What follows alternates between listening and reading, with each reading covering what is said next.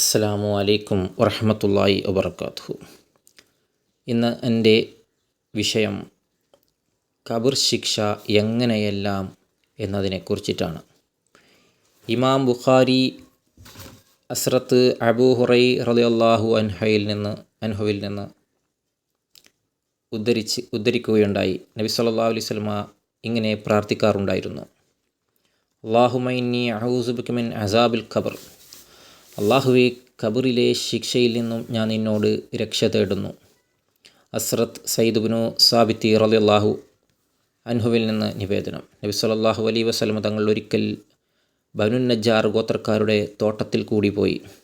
അദ്ദേഹം കോവർ കഴുതപ്പുറത്താണ് സഞ്ചരിച്ചിരുന്നത്. ഞങ്ങൾ നബി സല്ലല്ലാഹു അലൈഹി വസല്ലമയോടൊപ്പം ഉണ്ടായിരുന്നു. പെട്ടെന്ന് കോവൽ കഴുത എന്തോ കണ്ടിട്ടതുപോലെ പരിഭ്രമിച്ചു ചാടി. നബി സല്ലല്ലാഹു അലൈഹി വസല്ലമ വീഴാറായിപ്പോയി. അവിടെ 5-6 ഖബറുകൾ ഉണ്ടായിരുന്നു. നബി സല്ലല്ലാഹു അലൈഹി വസല്ലമ ചോദിച്ചു: ആർക്കെങ്കിലും ഈ ഖബറുകളിൽ ഉള്ളവരെ തിരിച്ചറിയാൻ കഴിയുമോ? ഒരു സ്വഹാബി പറഞ്ഞു: എനിക്ക് തിരിച്ചറിയാൻ കഴിയും. നബി സല്ലല്ലാഹു അലൈഹി വസല്ലമ ചോദിച്ചു: ഏത് സ്ഥിതിയിലാണ് അവൻ മരിച്ചത്? സ്വഹാബി പറഞ്ഞു: മുശ്രിക്കുകളായിട്ടാണ് മരിച്ചത്. പിന്നീട് നബി സല്ലല്ലാഹു അലൈഹി വസല്ലമ തങ്ങൾ പറഞ്ഞു: ഇവർ മറവ് ചെയ്യപ്പെട്ടിരുന്നില്ല എങ്കിൽ അള്ളാഹുവിനോട് ഞാൻ പ്രാർത്ഥിക്കുമായിരുന്നു, ഖബർ ശിക്ഷ ഞാൻ കേൾക്കുന്നത് പോലെ നിങ്ങളും കേൾപ്പിക്കാൻ വേണ്ടി. ഹസ്രത്ത് ആയിഷ റളിയല്ലാഹു അൻഹയിൽ നിന്ന് നിവേദനം: നബി സല്ലല്ലാഹു അലൈഹി വസല്ലമ തങ്ങൾ പറഞ്ഞു: ഖബർ ശിക്ഷ സത്യമാണ്. മരണമടഞ്ഞു പോയവർ ഖബറിൽ ശിക്ഷിക്കപ്പെടും. എല്ലാ ജന്തുക്കളും ഖബർ ശിക്ഷ കേൾക്കുകയും ചെയ്യും. ഹസ്രത്ത് അബൂ ഹുറൈറ റളിയല്ലാഹു അൻഹയിൽ നിന്ന് നിവേദനം: നബി സല്ലല്ലാഹു അലൈഹി വസല്ലമ തങ്ങൾ പറഞ്ഞു: വിശ്വാസിക്ക് വേണ്ടി ഖബറിനെ പൂന്തോട്ടമായി മാറ്റും. 210 അടി വീതി കൂട്ടുകയും 14-ാം രാവ് പോലെ ഖബർ പ്രകാശപൂരിതമാക്കുകയും ചെയ്യും. നബി സല്ലല്ലാഹു അലൈഹി വസല്ലമ തങ്ങൾ പറഞ്ഞു സ്വഹാബത്തിനോട് ചോദിച്ചു: ഈ ആയത്ത് ആരുടെ കാര്യത്തിലാണ് ഇറങ്ങിയത്? വമൻ അഹ്റള അൻ സിക്രി ഫഇന്ന ലഹു മഈശതൻ ലൻക വനഹ്ശറഹു യൗമൽ ഖിയാമത്തി അഹ്മാ. എൻ്റെ ഉത്ബോധനത്തിൽ നിന്നും പിന്തിരിഞ്ഞു കളയുന്നവരാണോ ആരോ അവനിടുങ്ങിയ പ്രയാസകരമായ ജീവിതമാണുള്ളത്. അന്ത്യനാളിൽ അവനെ നാം അന്ധനായി എഴുന്നേൽപ്പിക്കുകയും ചെയ്യും. സ്വഹാബികൾ പറഞ്ഞു: അള്ളാഹുവിനും അവൻ്റെ ദൂതനും അറിയാം. നബി സല്ലല്ലാഹു അലൈഹി വസല്ലമ തങ്ങൾ പറഞ്ഞു: ഈ ആയത്ത് അവിശ്വാസിയുടെ ശിക്ഷയെക്കുറിച്ചാണ് ഇറങ്ങിയിട്ടുള്ളത്. എൻ്റെ ജീവൻ ആരുടെ കയ്യിലാണോ ഉള്ളത്, ആ പരിശുദ്ധനായ അള്ളാഹുവിനെ തന്നെ സത്യം, 99 സർപ്പങ്ങളാണ് അവന് വേണ്ടി നിയോഗിക്കപ്പെടും. അവ അന്ത്യനാൾ വരെയും അവൻ്റെ ശരീരത്തിൽ ഊതുകയും കടിക്കുകയും ചെയ്യും. ഹസ്രത്ത് അബൂ ഹുറൈറ റളിയല്ലാഹു അൻഹുവിൽ നിന്നും നിവേദനം: നബി സല്ലല്ലാഹു അലൈഹി വസല്ലമ തങ്ങൾ 2 ഖബറുകളുടെ അടുത്തുകൂടി കടന്നുപോയപ്പോൾ പറഞ്ഞു: ഇവരിൽ ഒരു മയ്യത്ത് മൂത്രം ഒഴിച്ചാൽ ശരിക്കും വൃത്തിയാക്കിയിരുന്നില്ല. രണ്ടാമത്തെ ആളുകളെക്കുറിച്ച് ഏഷണി പറഞ്ഞു നടക്കുമായിരുന്നു. നബി സല്ലല്ലാഹു അലൈഹി വസല്ലമ ഈന്തമരത്തിൻ്റെ ഒരു കൊമ്പെടുത്ത് 2 കഷ്ണങ്ങളാക്കി 2 ഖബറിന്മേലും കുത്തി. സ്വഹാബത്ത് ചോദിച്ചു: അള്ളാഹുവിൻ്റെ ദൂതരെ, അങ്ങ് എന്തിനാണ് അങ്ങനെ ചെയ്തത്? നബി സല്ലല്ലാഹു അലൈഹി വസല്ലമ തങ്ങൾ പറഞ്ഞു: ഇത് പച്ച പിടിച്ചു നിൽക്കുന്നിടത്തോളം കാലം അള്ളാഹുവിൻ്റെ ശിക്ഷയ്ക്ക് ലഘൂകരണം ഉണ്ടാകുമെന്ന് പ്രതീക്ഷിക്കുന്നു.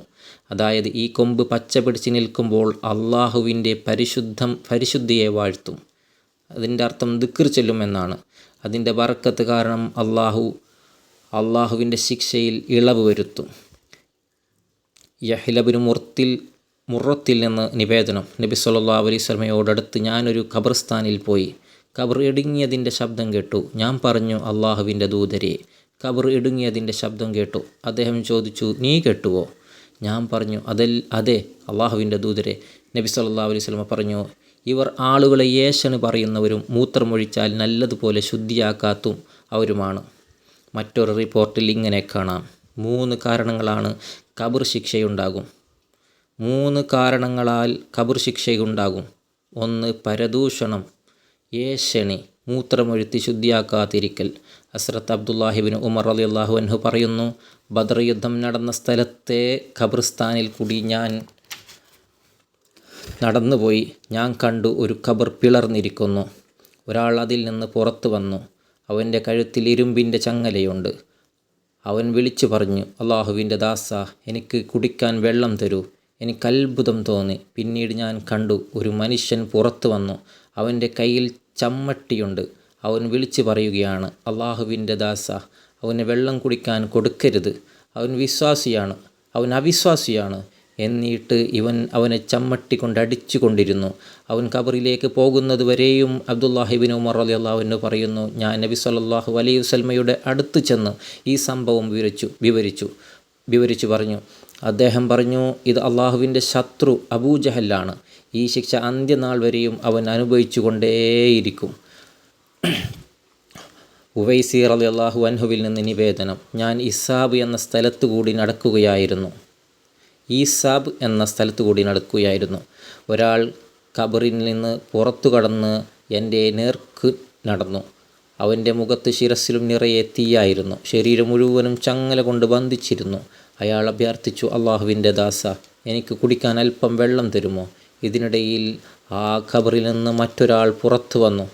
അവൻ പറഞ്ഞു, ആ വിശ്വാസിക്ക് വെള്ളം കൊടുക്കരുത്. ആദ്യം പുറത്തു വന്ന ആളുടെ മുഖത്ത് കൊളുത്തിട്ട് വലിച്ചുകൊണ്ട് രണ്ടുപേരും ഖബറിനുള്ളിലേക്ക് പോയി. ഉവൈരിസ് പറയുന്നു, ഈ രംഗം കണ്ട് ഞാൻ യാത്ര ചെയ്യാൻ ഉപയോഗിച്ച ഒട്ടകം ഓടിപ്പോയി. എനിക്കതിനെ പിടിച്ചു വെക്കാൻ കഴിഞ്ഞില്ല. ഇർക്കുല്ലാഹിബ് എന്ന സ്ഥലത്ത് വെച്ചാണ് എനിക്കതിനെ പിടികൂടാൻ കഴിഞ്ഞത്. ഇവിടെ വെച്ച് മഗ്രിബും ഇശാവും നമസ്കരിച്ചു. സുബിയായപ്പോൾ മദീനയിലെത്തി. ഹസ്രത്ത് ഉമർ റളിയല്ലാഹു അൻഹുയുടെ അടുത്ത് ചെന്ന് സംഭവം വിവരിച്ചു കൊടുത്തു. ഉമർ റളിയല്ലാഹു അൻഹു പ്രായം കൂടിയ ആളുകളെ വിളിച്ചുകൂട്ടി മരണപ്പെട്ടു പോയവരുടെ സ്ഥിതിഗതികൾ അന്വേഷിച്ചു.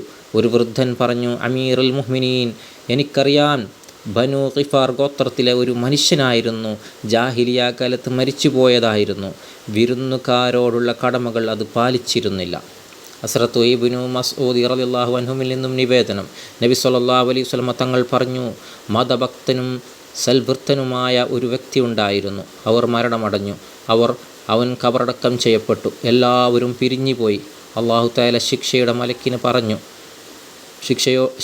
മലക്കിനോട് പറഞ്ഞു, അവനെ 100 ചാട്ടവാറ് കൊണ്ടടിക്കുക. മലക്ക് ചാട്ടവാറടി അടിക്കാൻ ഒരുങ്ങിയപ്പോൾ അവൻ പറഞ്ഞു, ഞാൻ അള്ളാഹുവിനെ ആരാധിക്കുകയും അനുസരിക്കുകയും ചെയ്തു. അള്ളാഹു പറഞ്ഞു, അവനെ 50 ചാട്ടവാറടിക്കുക. അവൻ പിന്നെയും പ്രാർത്ഥിച്ചു. അപ്പോൾ അടിയുടെ എണ്ണത്തിൽ കുറവ് വന്നു. ഒടുവിൽ അള്ളാഹു പറഞ്ഞു, അവനെ 1 ചാട്ടവാറടിക്കുക. മലക്ക് 1 ചാട്ടവാറടിച്ചപ്പോൾ ഖബറിലാകെ തീ നിറഞ്ഞു. ഖബറിലെ ശിക്ഷ കൊണ്ടവൻ പൊരുതിമുട്ടി. കുറച്ചൊരു ശമനം വന്നപ്പോൾ മലക്കിനോടവൻ ചോദിച്ചു, എന്തൊരു തെറ്റിനാണ് എന്നെ ശിക്ഷിച്ചത്? മലക്ക് മറുപടി പറഞ്ഞു, ഒരിക്കൽ ഒരു മർദ്ദനത്തിൻ്റെ അടുത്തുകൂടി നീ പോയി. അവന് സഹായം ചോദിച്ചിട്ടും നീ അവനെ സഹായിച്ചിട്ടില്ല. ഹസ്രത്ത് അബൂ മുസൽ അശ്അരി റളിയല്ലാഹു അൻഹുവിൽ നിന്ന് നിവേദനം, നബി സല്ലല്ലാഹു അലൈഹി വസല്ലം തങ്ങൾ പറഞ്ഞു, ഞാൻ മരണമടഞ്ഞ ഏതാനും പേരെ സ്വപ്നത്തിൽ ദർശിച്ചു. മലക്കുകൾ അവരുടെ മാംസം അഗ്നിയുടെ കത്രിക ഉപയോഗിച്ച് മുറിച്ചെടുക്കുന്നു. ഞാൻ ചോദിച്ചു, ഇവർ ആരാണ്? ഉത്തരം ലഭിച്ചു, നല്ല വസ്ത്രങ്ങൾ ധരിച്ച് നിഷിദ്ധ പ്രവൃത്തി ചെയ്യുന്നവരാണവർ. ഞാൻ കണ്ടു അങ്ങേയറ്റം ദുർഗന്ധം വമിക്കുന്നതും അഴുക്ക് നിറഞ്ഞതുമായ ഒരു കിണർ. അതിൽ നിന്നും ഒച്ചയും ബഹളവും പരാതിയും കേൾക്കുന്നു. ഞാൻ ചോദിച്ചു, ഇവർ ആരാണ്? ഉത്തരം ലഭിച്ചു, നല്ല വസ്ത്രങ്ങൾ ധരിച്ച് നീച്ച പ്രവൃത്തികൾ ചെയ്യുന്ന സ്ത്രീകളാണവർ. വേറെ ചില ആളുകളെ ഞാൻ കണ്ടു. അവരുടെ ശരീരത്തിൽ പകുതി അതീവ സുന്ദരവും മറ്റേ പകുതി അങ്ങേയറ്റം വൈരൂപ്യവും മാറുകയും ശരീരം മുഴുവൻ അതീവ സുന്ദരമായി തീരുകയും ചെയ്യുന്നു. ഞാൻ ചോദിച്ചു, ഇവർ ആരാണ്? ഉത്തരം ലഭിച്ചു, ദുനിയാവിൽ വെച്ച് സൽക്കർമ്മങ്ങളും കുറച്ച് ദുഷ്കർമ്മങ്ങളും ചെയ്ത ആളുകൾ. അല്ലാഹു തആല തൻ്റെ മഹത്തായ അനുഗ്രഹം കൊണ്ട് അവരുടെ തെറ്റുകൾ അവർക്ക് പുറത്തു കൊടുത്തു. ഹസ്രത്ത് അലി റളിയല്ലാഹു അൻഹുവിൽ നിന്നും നിവേദനം, ഒരു ദിവസം സുബഹി നിസ്കാരത്തിൽ നിന്ന് വിരമിച്ച് നബി സല്ലല്ലാഹു അലൈഹി വസല്ലം തങ്ങൾ പറഞ്ഞു, രാത്രി ഞാനൊരു സ്വപ്നം കണ്ടു. 2 മലക്കുകൾ എൻ്റെ അടുത്ത് വന്നു. എൻ്റെ 2 ചുമലുകൾ പിടിച്ചുകൊണ്ട് എന്നെ ആകാശത്തേക്ക് കൊണ്ടുപോയി. അവിടെ ഒരു മലക്കിനെ കണ്ടു. മലക്കിൻ്റെ കയ്യിൽ ഭാരമേറിയ ഒരു കല്ലുണ്ട്. ഒരു മനുഷ്യൻ്റെ തലയിൽ ആ കല്ലുകൊണ്ട് ശക്തിയായി ഇടിക്കുന്നു. ഇടിയുടെ ആഘാതത്തിൽ അവൻ്റെ തലച്ചോറും ഇരുവശവും തലയോടും തെറിച്ചു പോകുന്നു. മലക്ക് കല്ല് ഉയർത്തുമ്പോഴേക്കും അവൻ്റെ ശിരസ് പൂർവസ്ഥിതി പ്രാപിക്കുന്നു. മലക്ക് പിന്നെയും കല്ലുകൊണ്ട് ഇടിക്കുന്നു. ഞാൻ എൻ്റെ കൂടെയുള്ള മലക്കിനോട് പറഞ്ഞു, മലക്കുകളോട് ചോദിച്ചു, ഈ വ്യക്തി ആരാണ്? മലക്കുകൾ പറഞ്ഞു, മുമ്പോട്ട് നടക്കൂ. ഞാൻ മുമ്പോട്ട് നടന്നു. ഒരു മലക്കിനെ കണ്ടു. അദ്ദേഹത്തിൻ്റെ കയ്യിൽ ഒരു ഇരുമ്പ് കോൽ ഉണ്ട്. അതിൻ്റെ തല വളവുള്ളതാണ്. ഒരു മനുഷ്യൻ ഒരു മനുഷ്യൻ ആ മലക്കിൻ്റെ മുമ്പിലുണ്ട്. അവൻ്റെ വായിൽ ഇരുമ്പ് കോലിട്ട് വലതുഭാഗത്തു നിന്നും ചെവി വരെ വലിച്ചു കീറുന്നു. പിന്നീട് ഇടതുഭാഗത്തു നിന്നും ഇടത് ചെവി വരെ വലിച്ചു കീറുന്നു. അപ്പോഴേക്കും വലതുഭാഗം പൂർവ്വസ്ഥിതിയിലായി പ്രാപിച്ചിട്ടുണ്ടാകും. ഈ പ്രവൃത്തി ആവർത്തിക്കപ്പെടുന്നു. ഞാൻ മലക്കുകളോട് ചോദിച്ചു, ഈ മനുഷ്യൻ എങ്ങനെയുള്ള ആളാണ്? മലക്കുകൾ പറഞ്ഞു, മുമ്പോട്ട് നടക്കൂ. ഞാൻ മുമ്പോട്ട് നടന്നു. ഒരു രക്തപ്പുഴ കണ്ടു. ഞാൻ കളകളാരവം മുഴക്കി ഒഴുകുന്നു. അടുത്തുള്ള പാത്രത്തിൽ വെള്ളം തിളക്കുന്നത് പോലെ ഈ പുഴയിൽ നഗ്നരായ ഒരു സംഘം ആളുകളുണ്ട്. നദിക്കരകളിൽ മലക്കുകൾ നിൽക്കുന്നു. അവരുടെ കയ്യിൽ കല്ലുകളുണ്ട്. നിസ്സഹായരായ ആളുകൾ നീന്തി കരപ്പറ്റാൻ ശ്രമിക്കുമ്പോൾ മലക്കുകൾ അവരെ കല്ലെറിഞ്ഞ് ആട്ടി അകറ്റുന്നു. കല്ല് അവരുടെ വായിലാണ് പതിക്കുക. അതിൻ്റെ ആഘാതത്താൽ അവർ വളരെ താഴേക്കും ദൂരത്തേക്കും എത്തിപ്പെടുന്നു. ഞാൻ മലക്കുകളോട് ചോദിച്ചു ഈ ആളുകൾ എങ്ങനെയുള്ളവരാണ്? അവർ പറഞ്ഞു, മുമ്പോട്ട് നടക്കൂ. ഞാൻ മുമ്പോട്ട് നടന്നു. ഒരു വീട് കണ്ടു. അതിൻ്റെ താഴ്ഭാഗം വളരെ വിസ്തൃതമാണ്. മുകൾ ഭാഗം അടുപ്പ് പോലെ ഇടുങ്ങിയതും തീ നിറഞ്ഞതുമാണ്. അതിനകത്ത് നഗ്നരും നിസ്സഹായരുമായ ഒരു സംഘം ആളുകളുണ്ട്. അവർ ബഹളം വെക്കുകയും പരാതിപ്പെടുകയും ചെയ്യുന്നുണ്ട്. കടുത്ത ദുർഗന്ധമാണ് അവരിൽ നിന്നും പുറത്തു വരുന്നത്. ഞാൻ ചോദിച്ചു, ഇവർ ആരാണ്? മലക്കുകൾ പറഞ്ഞു, മുമ്പോട്ട് നടക്കുക. ഞാൻ മുമ്പോട്ട് പിന്നെയും നടക്കുന്നു. ഒരു കറുത്ത കുന്ന് കണ്ടു. അതിനു മുകളിൽ കുറച്ചാളുകളും അവരുടെ താഴ്ഭാഗത്തു നിന്നും തീ ഉയരുന്നു. അവരുടെ വായ, മൂക്ക്, ചെവി, കണ്ണ് ഇവിടങ്ങളിൽ നിന്നെല്ലാം തീജ്വാല പുറത്തു വരുന്നു. ഞാൻ ചോദിച്ചു, ഇവർ എങ്ങനെയുള്ള ആളുകളാണ്? മലക്കുകൾ പറഞ്ഞു, മുമ്പോട്ട് നടക്കുക. ഞാൻ മുമ്പോട്ട് നടന്നു. അപ്പോൾ കണ്ടു, ഇവിടെ നിന്നും തീ ദൂരത്തോളം കത്തിജ്വലിക്കുന്നു. അതിന്മേൽ ഭീകരമായ ഒരു മലക്കിനെ നിയോഗിച്ചിട്ടുണ്ട്. ഒരു ജ്വാല പുറത്ത് കടക്കുമ്പോഴേക്കും മലക്ക് അതിനെ ഒരുമിച്ച് കൂട്ടുന്നു. ഞാൻ ചോദിച്ചു, ഇത് ആരാണ്? മലക്കുകൾ പറഞ്ഞു, മുമ്പോട്ട് നടക്കുക. ഞാൻ മുമ്പോട്ട് നടന്നു. പച്ച പിടിച്ച മനോഹരമായ ഒരു തോട്ടം ഞാൻ കണ്ടു. പലതരത്തിലുള്ള പൂക്കൾ വിടർന്ന് നിൽക്കുന്നു. അതിൽ അതീവ സുന്ദരനായ ഒരു വൃദ്ധ മനുഷ്യനിരിക്കുന്നു. അതിനേക്കാൾ സുന്ദരനായ ഒരാൾ ഉണ്ടാവുക അസാധ്യം തന്നെ. അദ്ദേഹത്തിൻ്റെ അടുത്ത് കുറേ കുട്ടികൾ ഇരിക്കുന്നുണ്ട്. ഈ തോട്ടത്തിൽ ഒരു വൃക്ഷമുണ്ട്. അതിൻ്റെ ഇലകൾ ആനച്ചെവികൾ പോലെ വലുതാണ്. ഞാൻ മുകളിൽ പോയി നോക്കി. അവിടെ കണ്ണെത്താവുന്ന ദൂരത്തെല്ലാം മുന്തിയ മനോഹരമായ വീടുകൾ, മുത്തുകൾ, മാണിക്യം, ഗോമേതകം എന്നിവ കൊണ്ട് നിർമ്മിച്ചിട്ടുള്ള ഭവനങ്ങൾ. ഞാൻ ചോദിച്ചു, ഇവ എങ്ങനെയുള്ള വീടുകളാണ്? മലക്കുകൾ പറഞ്ഞു, മുമ്പോട്ട് നടക്കുക. ഞാൻ മുമ്പോട്ട് നടന്നു. അപ്പോൾ ഒരു നദി കണ്ടു. നദിക്കുമീത്തെ സ്വർണത്തിൻ്റെയും വെള്ളിയുടെയും 2 പാലങ്ങൾ. പുഴയുടെ ഇരുകരയിലും മനോഹരമായ വീടുകൾ, മുത്തുകൾ, മാണിക്യം, ഗോമേതകം ഇവ കൊണ്ട് നിർമ്മിക്കപ്പെട്ട ആ വീടുകളേക്കാൾ നല്ലത് സങ്കല്പിക്കുക അസാധ്യം തന്നെ. കരകളിൽ കോപ്പകളും അതുപോലെ മോന്തകളും നിരത്തി വച്ചിരിക്കുന്നു. ഞാൻ ചോദിച്ചു, ഇവയൊക്കെ എന്താണ്? മലക്കുകൾ പറഞ്ഞു, ഒന്ന് അങ്ങോട്ട് പോയി നോക്കൂ. ഞാൻ കരയിലേക്ക് പോയി നദിയിൽ നിന്നും ഒരു കപ്പ് വെള്ളമെടുത്ത് കുടിച്ചു. തേനിനേക്കാൾ മധുരമുള്ളതും പാലിനേക്കാൾ വെളുത്തതും വെണ്ണയേക്കാൾ മൃദുവായതും പരിശുദ്ധമായിരുന്നു. അത് ഇപ്പോൾ ഞാൻ മലക്കുകളോട് പറഞ്ഞു, ഒരുപാട് അത്ഭുത ദൃശ്യങ്ങൾ ഞാൻ കണ്ടു. അവയൊന്ന് വിവരിച്ചു തരൂ. മലക്കുകൾ പറഞ്ഞു, തലക്കടിയേറ്റ തലച്ചോറും അതുപോലെ ചിന്നിച്ചിതറിപ്പോകുന്ന ആളുകളെ ഞാൻ കണ്ടില്ലേ? ഇശാ നമസ്കാരം നിർവഹിക്കാത്ത അവരാണവർ. ആ കണ്ടത് ഇശാ നമസ്കാരം നിർവഹിക്കാത്ത ആളുകളാണ്. മറ്റു നമസ്കാരങ്ങളും സമയം തെറ്റിച്ച അവർ നിസ്കരിച്ചിട്ടേ ഉള്ളൂ. അന്ത്യനാൾ വരെയും ഈ ശിക്ഷയ്ക്ക് അവർ ഇരയായിക്കൊണ്ടേയിരിക്കും. ഇരുമ്പ് കമ്പി കൊണ്ട് ഉപയോഗിച്ച് കവിളുകൾ ഇരുഭാഗത്തേക്കും വലിച്ചു കീറപ്പെടുന്ന ആളുകൾ മുസ്ലിങ്ങൾക്കിടയിൽ ഏഷണി പറഞ്ഞ് നടക്കുന്നവരാണവർ. കളവും പരദൂഷണവും നടത്തി മുസ്ലിങ്ങൾക്കിടയിൽ ഭിന്നിപ്പുണ്ടാക്കുന്നവരാണവർ. അന്ത്യനാൾ വരെയും ഈ ശിക്ഷ അവർ അനുഭവിച്ചു കൊണ്ടേയിരിക്കും. ചോരപ്പുഴയിൽ മുങ്ങി നടക്കുകയും വായയിൽ കല്ല് വന്ന് പതിക്കുകയും ചെയ്യുന്നവരുണ്ടല്ലോ, പലിശ മുതൽ ഭക്ഷിച്ചവരാണവർ. ഈ ശിക്ഷ ഖിയാമത്ത് നാൾ വരെയും അവർ അനുഭവിച്ചു കൊണ്ടേയിരിക്കും. അഗ്നിയുടെ അടുപ്പിൽ നഗ്നരായി നിൽക്കുന്ന പുരുഷന്മാരും സ്ത്രീകളും വ്യഭിചാരത്തിൽ ഏർപ്പെട്ടവരാണ്. അന്ത്യനാൾ വരെയും ഈ ശിക്ഷ അവരെ പിടികൂടുക തന്നെ ചെയ്യും. കറുത്ത കുന്നിന്മേൽ നിൽക്കുകയും വായയിൽ നിന്നും മൂക്കിൽ നിന്നും കണ്ണിൽ നിന്നും കാതിൽ നിന്നും തീജ്വാലകൾ പുറത്തു വരികയും ചെയ്യുന്ന ആളുകൾ ഗോഡാമുഖിഷ്ടുകളിൽ ഗുദൈമത്തൂനം നടത്തിയവരാണവർ. അന്ത്യനാൾ വരെയും ഈ ശിക്ഷ അവർക്ക് ലഭിക്കും. അഗ്നി അങ്ങ് വിദൂരതയോളം പരന്നു കിടക്കുന്നത് കണ്ടില്ലേ? അത് നരകമാണ്. പിടിച്ചു കിടക്കുന്ന പൂന്തോട്ടം, പച്ച പിടിച്ചു കിടക്കുന്ന പൂന്തോട്ടം, അത് സ്വർഗമാണ്. അതിൽ ഇരിക്കുന്നതായി കണ്ട സുന്ദരനായ വൃദ്ധൻ ഹസ്രത്ത് ഇബ്രാഹിം നബിയാണ്. അദ്ദേഹത്തിൻ്റെ ചുറ്റും ഇരിക്കുന്നതായി കണ്ട കുട്ടികൾ മുസ്ലിങ്ങളുടെ ശൈശവത്തിൽ മരിച്ചുപോയ കുഞ്ഞുങ്ങളാണ്. ആ വൃക്ഷം സിദ്റത്തുൽ മുൻതഹായാണ്. പുഴയുടെ ഇരകരകങ്ങളിലും കാണുന്ന അതീവ മനോഹരമായ വീടുകൾ നബിമാർ, സിദ്ദീഖീങ്ങൾ, ശുഹദാക്കൾ, സജ്ജനങ്ങൾ എന്നിവർ വസിക്കാനുള്ള ഭവനങ്ങളാണവർക്ക്. ആ പുഴ താങ്കൾക്ക് വേണ്ടിയുള്ള ഹൗലുൽ കൗസറാണ്. ആ ഭവനം താങ്കൾക്കും താങ്കളുടെ കുടുംബത്തിനും ഉള്ളതാണ്. ഖബർ ശിക്ഷ സത്യമാണെന്നും ഓരോ വ്യക്തിക്കും അവൻ്റെ കർമ്മമനുസരിച്ച് ഖബർ ശിക്ഷ രുചിക്കേണ്ടിവരുമെന്നും ഈ ഹദീസ് തെളിയിക്കുന്നതായി പണ്ഡിതന്മാർ രേഖപ്പെടുത്തിയിട്ടുണ്ട്. പ്രവാചകന്മാരുടെ സ്വപ്നം, അല്ലാഹുവിങ്കിൽ നിന്നുള്ള വഹ്യും ബോധനം സത്യമാണ്. ഈ ശിക്ഷ അന്ത്യനാൾ വരെ അവർക്ക് നൽകപ്പെടും എന്ന് നബി സല്ലല്ലാഹു അലൈഹി വസല്ലം വ്യക്തമാക്കിയിട്ടുണ്ട്. ഹസ്രത്ത് അബൂ ഹുമാമ റളിയല്ലാഹു അൻഹുവിൽ നിന്നും നിവേദനം. ഒരു ദിവസം സുബ്ഹി നിസ്കാരത്തിന് ശേഷം നബി സല്ലല്ലാഹു അലൈഹി വസല്ലം ഞങ്ങളെ അഭിമുഖീകരിച്ചു കൊണ്ട് പറഞ്ഞു, ഞാൻ സ്വപ്നം കണ്ടു. ഇത് യാഥാർത്ഥ്യവും സത്യസന്ധവുമാണ്. ഇതിനെ മനസ്സിലാക്കുകയും ഓർമ്മ വെക്കുകയും ചെയ്യുക.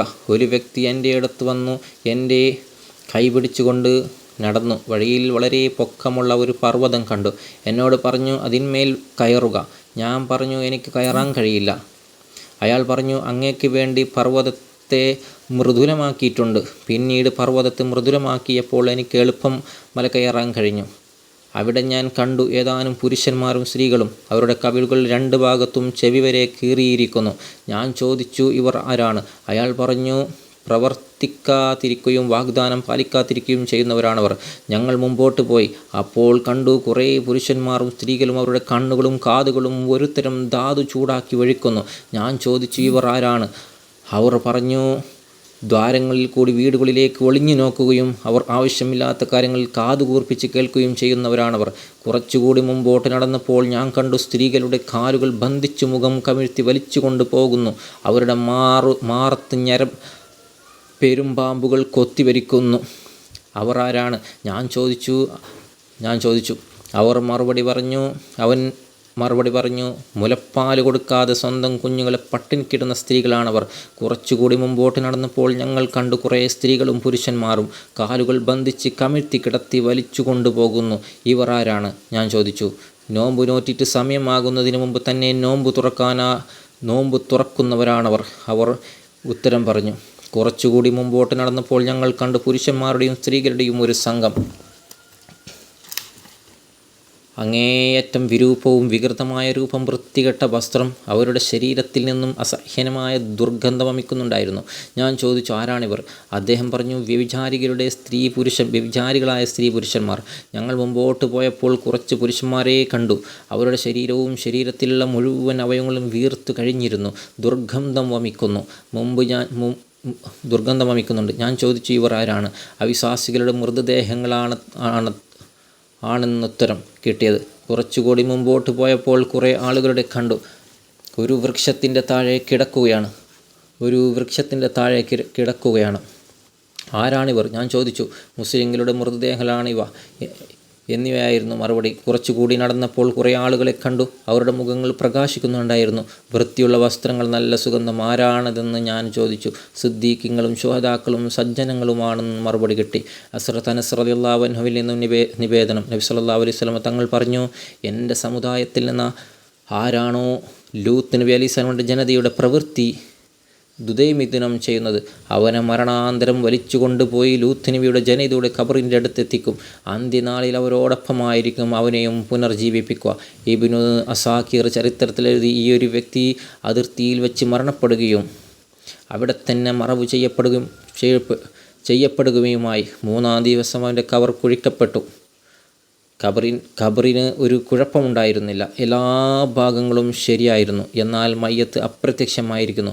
പിന്നീട് ഞങ്ങൾ വക്കീഹു ഇബ്നു ജർറാഹിൻ്റെ അടുത്ത് ചെന്നു.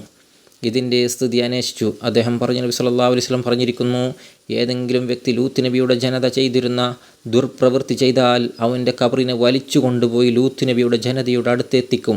അവനെ പുനർജീവിക്കുന്നത് അവരുടെ കൂടെ ആയിരിക്കും.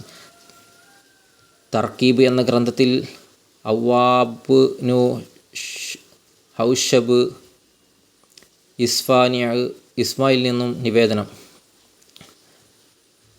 ചെയ്തിരിക്കുന്നു. ഞാൻ ഒരു ഗോത്രത്തിൽ പോയി. അവിടെ ഒരു ഖബറുണ്ടായിരുന്നു. അസ്റിന് ശേഷം ആ ഖബർ പിളർന്നു.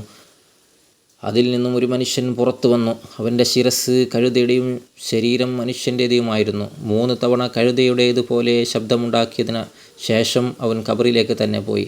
ഖബർ പൂർവ്വസ്ഥിതിയിലാവുകയും ചെയ്തു. ഞാൻ അവിടുത്തെ ആളുകളോട് അവൻ്റെ സ്ഥിതി അന്വേഷിച്ചു.